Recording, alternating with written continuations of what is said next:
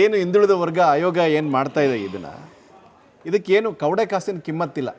ಯಾಕಂದರೆ ಕರ್ನಾಟಕ ಹೈಕೋರ್ಟ್ ಒಂದು ಆದೇಶವನ್ನು ಕೊಟ್ಟು ಈ ದತ್ತಾಂಶವನ್ನು ಯಾವುದೇ ಕಾರಣಕ್ಕೂ ನೀವು ಉಪಯೋಗಿಸಬಾರ್ದು, ಯಾರಿಗೂ ಬಹಿರಂಗಪಡಿಸಬಾರ್ದು, ಯಾರನ್ನು ಒತ್ತಾಯಪೂರ್ವಕವಾಗಿ ಕೇಳಬಾರ್ದು, ಯಾರನ್ನು ನೀವು ಇದನ್ನು ಫೋರ್ಸ್ ಮಾಡಿ ತಗೊಳ್ಬಾರ್ದು ಅಂತ ಒಂದು ಈ 3 ಅಂಶಗಳು ಹೇಳಿರೋದ್ರಿಂದ ಇವು ಯಾವುದೇ ದತ್ತಾಂಶ ಮಾಡಿ ಏನೇ ಮಾಡಿ ಇದು ಜನರ ಕಣ್ಣು ಮಾಡಿಸಿ 480 ಕೋಟಿ ರೂಪಾಯಿನ ಸಾರ್ವಜನಿಕರ ಹಣವನ್ನು ನಾಶ ಮಾಡಲಿಕ್ಕೆ, ತೊಂದರೆ ಕೊಡಲಿಕ್ಕೆ ಕಾಂಗ್ರೆಸ್ ಸರ್ಕಾರದವರಿಗೆ ಯಾವತ್ತೂ ಕೂಡ ಹಿಂದುಳಿದ ವರ್ಗದ ಬಗ್ಗೆ ಈ ಯಾವುದೇ ಒಂದು ಕಾಳಜಿ ಇಲ್ಲ. ಕಾಕಾ ಕಾಲೇಕರ್ 1955 ಇಂದ ಹಿಡಿದು ಮತ್ತೆ ತದನಂತರ ಬಂದ ವೆಂಕಟಸ್ವಾಮಿ ಆಯೋಗ ಇರ್ಬೋದು, ಚಿನ್ನಪ್ಪರೆಡ್ಡಿ ಆಯೋಗ ಇರ್ಬೋದು, ಕಾಂತರಾಜ್ ಆಯೋಗ ಇರ್ಬೋದು, ಅವನೂರ ಆಯೋಗಕ್ಕೆ ಒಂದು ಎಕ್ಸೆಪ್ಷನ್ ಇದೆ. ಏನಂದರೆ ಅಂದಿನ ಹಿಂದುಳಿದ ವರ್ಗಗಳ ಶ್ರೇಷ್ಠ ನಾಯಕರಾದಂಥ ದೇವರಾಜ್ ಅರಸರವರು ಒಂದು ದಿಟ್ಟ ನಿರ್ಧಾರವನ್ನು ತಗೊಂಡು ಅವತ್ತು ಅವನೂರ ಆಯೋಗವನ್ನು 1977ರಲ್ಲಿ ಅದನ್ನು ಕಾಯ್ದೆ ರೂಪಕ್ಕೆ ತಂದರು. ಅವಾಗಲೂ ಕೂಡ ಗಲಾಟೆ ಆಯಿತು. ಆದರೂ ಕೂಡ ವೆಂಕಟಸ್ವಾಮಿ ಆಯೋಗವನ್ನು ಮಾಡ್ತೀವಿ ಅಂತ ಹೇಳಿದ್ಮೇಲೆ ಅದು ಸರಿ ಮಾಡಿದ್ರು.